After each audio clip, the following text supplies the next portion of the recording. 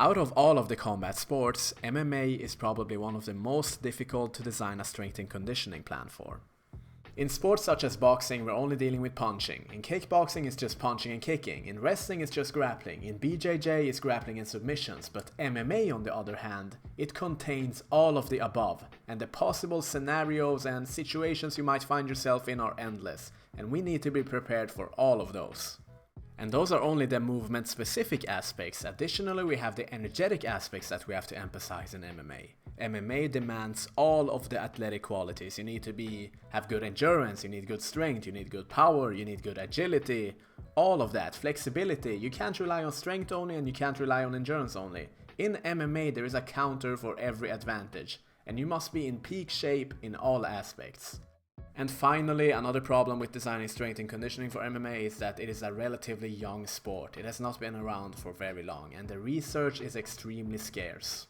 Besides, they did a study asking 300 different coaches if they conduct scientific research in their sport, and it appears to be very uncommon. Keep in mind though that this study is from 2013, things may look different today. Now this is obviously a difficulty when it comes to the skills and technical demands of MMA because it's probably hard to conduct a scientific study on that. However, when it comes to the strength and conditioning aspect, following scientific methodology and at least studying the already researched topics is highly encouraged for MMA coaches when it comes to strength and conditioning. One thing that is very certain though that you don't need a scientific study for is that MMA is incredibly demanding, both physically, psychologically, all of that. It challenges all of the major energy systems in the body. For simplicity, we are only going through the physical aspects in this video. The psychological aspects we have to save for another time because that is such a complex topic that would require a work on its own.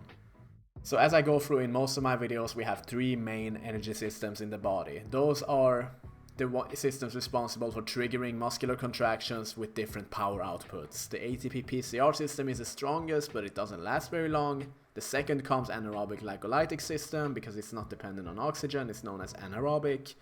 And the third system is the least powerful but the longest lasting, the Aerobic System, because it is dependent on oxygen.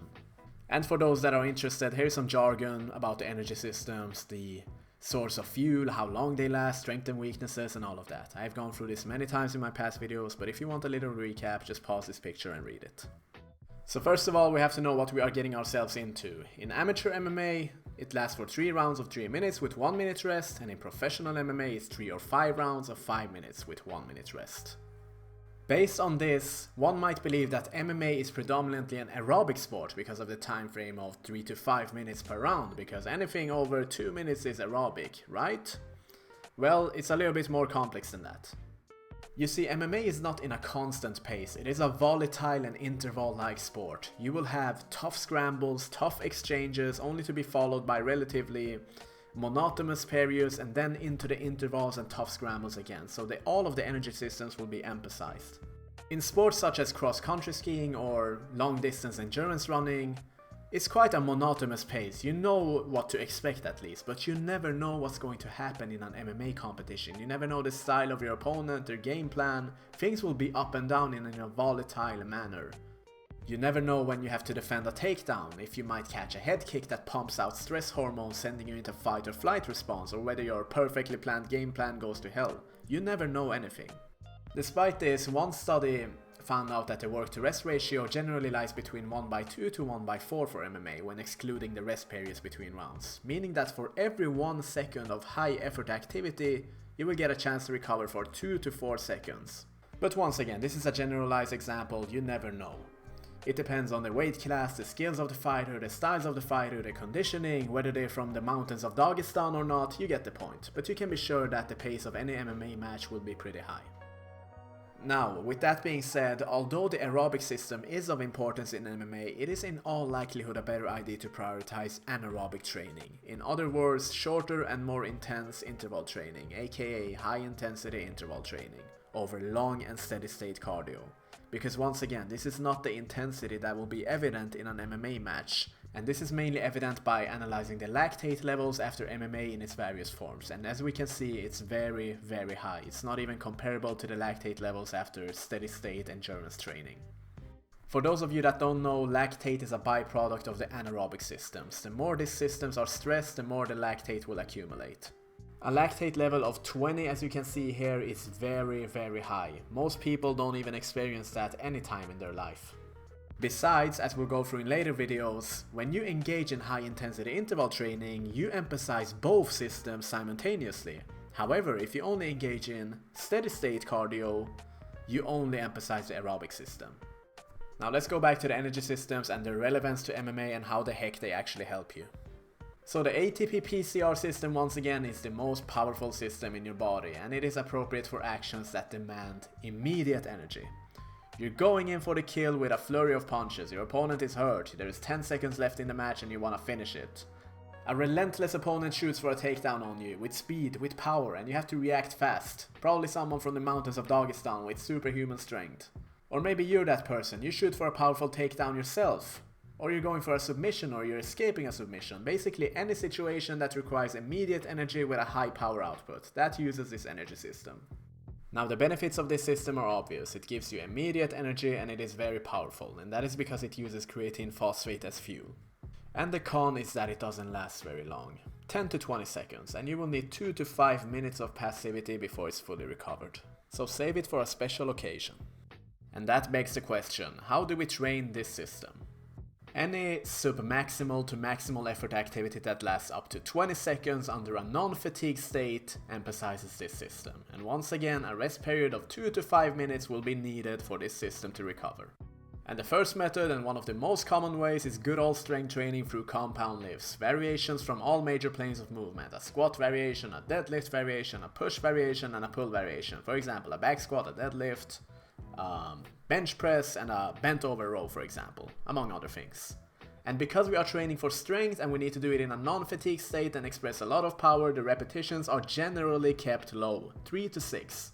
And heavy weights, 70% to 90% of your 1 repetition maximum if you're using the percentage-based system. It's not the only method, but it's one of the most common. And you need to let rest for a long time, 2 to 5 minutes, to ensure that the PCR are once again recovered, phosphocreatine that is. And once again, in future videos I will go much more in depth into those things like the percentages, the reps you have to choose, the rest periods and all of that, but for now I'm just giving you the general outline. It will come, please stay patient. Another method that emphasizes the ATP-PCR system is plyometric training, and that is jumping exercises, for example depth jump and long jump. This training modality uses the elastic attributes of your muscles, and you usually keep the reps around 3 to 10 and you go max effort on each repetition, on each jump that you do.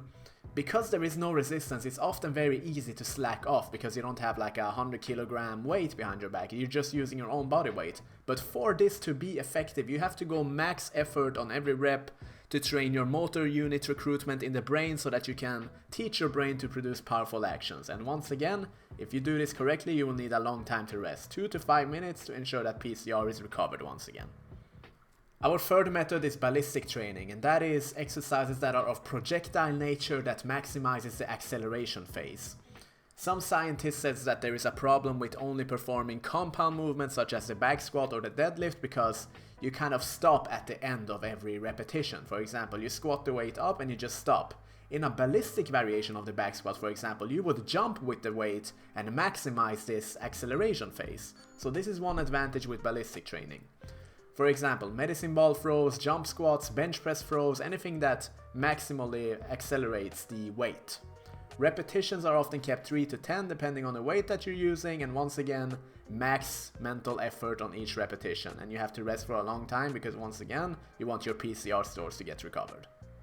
And our fourth and final method is good old high intensity interval training, HIIT. This includes sprinting, or you can do circuit training or stationary method. The main point is that you use intervals. So activity times of around 10 to 30 seconds if we want to target the ATP-PCR system. And once again, during those 10 to 30 seconds you have to go all out, maximal effort, so that you engage this energy system. There is a certain threshold, so you have to put yourself in for this system to get activated. You can't go low effort, then it will only be aerobic. And the longer rest periods, once again 1 to 5 minutes depending on the activity period you did. But the main aspect is very high intensity, and once again you can do sprinting, you can do circuit training or stationary methods such as an assault bike, a rowing machine or skiing ergometer, it depends, as long as you do interval style training. Our second energy system is the Anaerobic Glycolytic System. Let's say you have gone all out for 10 to 20 seconds, your PCR stores have run out, now you will transition into this one, and this is for tough scrambles, tug of war like situations or grindy situations. The byproduct of this system is lactate, and in addition to that, hydrogen ions are released into your blood, giving you this acidic environment, and that is why you get this stingy and sour feeling in your muscles when you go all out in an activity and you continue, like you just want to stop. This is the hydrogen ions getting released, and it is in addition to lactate, a byproduct of the anaerobic system. This one lasts a little bit longer than the previous ATP-PCR system, but it is not as powerful, but nevertheless it is still powerful and much more powerful than the aerobic system. Let's say 30 to 120 seconds until it is completely depleted. You find yourself in a tough scramble. Let's say it's a submission attempt, you're escaping a submission or you're defending a takedown, and it just lasts for like half a minute until something happens. A tough scramble basically. A relentless takedown attempt. It's 1 minute left on the clock and you just empty the gas tank. Basically any tug of war situation where it becomes like a battle of brute force, a battle of lactic acid in a sort of sense. It's hard to explain, but any high effort scenario for an extended period of time. Now the pros of this system is that it works as a powerful backup system once your ATP-PCR is depleted, and it lasts a little bit longer, up to 120 seconds, 20 to 120 seconds depending on how hard you exerted yourself and your fitness and a bunch of other factors. The con is the lactate accumulation. You will have a deep feeling of exhaustion once this lactate starts to accumulate, and you will basically operate in slow motion because the only system that will be predominant once your ATP-PCR is out and your anaerobic glycolytic system is out, the only system that will be evident is the aerobic system, and that is not very powerful when it acts on its own. And how do we train the anaerobic glycolytic system? Simply put, any grindy type of activity that lasts between 20 to 120 seconds where you just feel like you're swimming in wet mud, that trains this system. Here are some examples. The first method is compound lifts with high repetitions. Unlike the ATP-PCR system where we stuck to 3 to 6 reps, now we will use high repetitions. I don't recommend this method for beginners, but nevertheless it is a solution. So once again, variations from all major planes of movement, a squat, a deadlift, a push and a pull variation, and high repetitions. We're talking about 10 to 20 and beyond. Sometimes this is known as muscular endurance. Rest periods are kept relatively short, 1 to 3 minutes as opposed to 2 to 5 minutes in the previous ATP-PCR system, because we want to prepare ourselves for this grindy type of situation, that is. And because the repetitions are so high, we use moderate weights. We have to go by feeling here because percentages are very difficult to use in these situations because the repetition range is so high. Generally, percentages only work for between 1 to 10 reps. When we go beyond that, it becomes very disordered, so this is more of an intuitive process. Our second method here is also high intensity interval training, just like we discussed last time, but the differing factor here will be the activity times. We will stick to 20 to 120 seconds as opposed to 10 to 20 seconds for the ATP-PCR system. We can still use the sprinting and circuit training or stationary methods like an assault bike or a skiing ergometer, whatever you want, but 20 to 120 seconds on each round, so you get this grindy feeling, this feeling of swimming in wet mud. All that lactate accumulates, and then you rest for 30 seconds to 3 minutes to make sure all of that lactate leaves the body and you feel recovered again. And sub-maximal to maximal effort on each interval is paramount here, because we want to engage the anaerobic glycolytic system. If you don't go high effort, you're just using the aerobic system, and that's not what we're after. Our third training method is related to the previous one we talked about, high intensity interval training, but it is more geared towards stations of exercises for different movements and muscles. It is called circuit training normally. And this is probably one of the best methods that I can think of for anaerobic glycolytic system training, anaerobic endurance that is, because it can be made in a sport-specific manner. You can make up circles that, to some extent, mimic the demands of your sport movement-wise and energy-wise. Normally you have 4 exercises in each circuit, and you can use a format as a Tabata, that is 20 seconds off on and 10 seconds off for 8 rounds or 4 minutes. Then you repeat this for 3 to 4 times maybe. This is a very scientifically researched method and it is very good. It's a gold standard, but circuit training is an amazing method for anaerobic glycolytic system. And the fourth method that I want to talk about today is sport-specific endurance training. For example, high intensity MMA situations, either defensive or offensive. For example, situations that you are weak in, takedown defense scenarios or submission defense scenarios. You have Shark Tank sparring, for example, you stand in the middle and your opponents take turns on you, like either you're very defensive and you're grappling, or you're striking, combining everything. And this can be used to target situational weaknesses, but the con of this, or pros and con, whatever you want to put it, is that it's very physically and psychologically demanding. So you can't rely on this all the time, otherwise you will be trashed. So normally this method is only used for months or some weeks before a competition, a major competition, because once again it's very taxing, very taxing. So, but nevertheless it is probably the most sport specific method that you can use. And finally we have the aerobic system. This is the longest lasting system in your body. Actually it lasts all the time for as long as you breathe, because it is dependent on oxygen, but it lacks in power, and that is the con of it. So you're just using footwork or changing direction in a relatively steady pace, all relaxed. Lower intensity striking such as flicker jabs or feints. This system is basically activated when you feel relaxed and in control. You're bouncy, you're just doing your thing. And lastly, the aerobic system, it actually aids in recovery between rounds. So when the round is over, you sit down on your stool. The more proficient your aerobic system, the more effective your phosphocreatines and all the lactic acid accumulation will go away. So in that regard, this system is good to have. And the first method is probably one of the most common methods when people think of aerobic system, or cardio in other words, is steady state endurance training. Now, I know I've talked about this before, but when I say steady state endurance, I don't mean that you should run a marathon, like 40 minutes or 1 hour runs. This is not applicable to MMA. If you want to choose this method, at top, at least stick to like maximum 25 minutes. A 5k run or a 25-minute jogging or running or assault bike, whatever you want, circuit training, but at top 25 minutes. Like if you go beyond that, you probably don't reap any additional benefits, and at least like focus on exerting yourself as much as you can within those 25 minutes rather than going for length. Focus on quality before quantity, quality effort that is. But probably a superior method to that steady state endurance training is intervals here again. But because we're targeting the aerobic system, the intervals will be way longer than the anaerobic format. So anywhere I would say between 2 to 8 minute intervals, whatever method you want to choose, whether that is running, circuit training or a stationary method, 2 to 8 minute intervals and short rest periods, say 1 minute, is probably appropriate. If you go longer than that, it's just not specific to MMA. Like keep it specific to MMA even if you want to target the aerobic system. And obviously because those rounds are very high, the effort will not be as high as if it was 20 seconds or 1 minute intervals, so keep that in mind. We're training the aerobic system now. And what is the third method to train the aerobic system? My personal favorite, what I do with most of my athletes. This is gonna sound a bit contradictory, but it's actually high intensity interval training once again. You see, one thing I forgot to mention is that high intensity interval training, science has proven, trains both the aerobic system and the anaerobic system simultaneously, so it's two birds in one stone.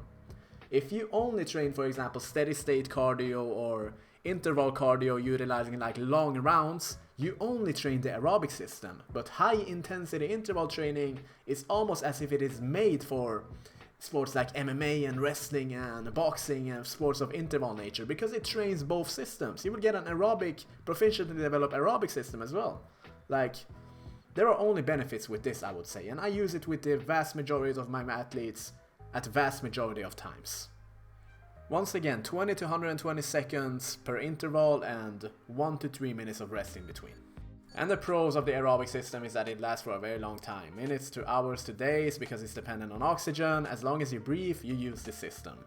And it also fuels ATP-PCR recovery, and it helps remove lactate from the body.